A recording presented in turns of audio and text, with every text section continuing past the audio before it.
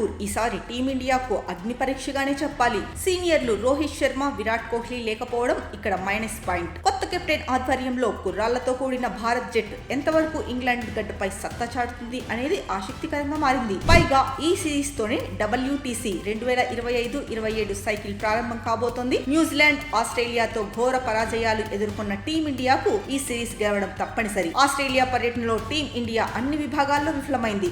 బూమ్రా మినహా మరే బౌలర్ రాణించలేదు. బూమ్రాకు అండగా రాణించాల్సిన సిరాజ్, ఆకాశ్దీప్ తేలిపోయారు. ఈ క్రమంలోనే టీమిండియా ఫాస్ట్ బౌలింగ్ విభాగాన్ని బలోపేతం చేయడంపైనే గంభీర్ ఫోకస్ పెట్టాడు. బంతిని స్వింగ్ చేయగల హర్షదీప్ సింగ్ ను టెస్టు జట్టుల్లోకి తీసుకోవాలని భావిస్తున్నాడు. ఇటీవల ధర్మశాల వేదికగా జరిగిన IPL మ్యాచ్ లో హర్షదీప్ సింగ్ తన స్వింగ్ తో ప్రత్యర్థి బ్యాటర్లను ముప్పు తిప్పులు పెట్టాడు. ఇంగ్లాండ్ కండిషన్స్ కు అతని బౌలింగ్ కు సరిగ్గా సరిపోతాయని గంభీర్ భావిస్తున్నాడు. లెఫ్ట్ హ్యాండ్ పేస్ బౌలర్ కావడంతో అతను కలిసి వచ్చే అంశంగా మారింది. ఇప్పటి వరకు T20లకే పరిమితమైన హర్షదీప్ సింగ్ 63 మ్యాచ్ల్లో 99 వికెట్లు తీశాడు. 9 వన్డేల్లో 14 వికెట్లు పడగొట్టాడు.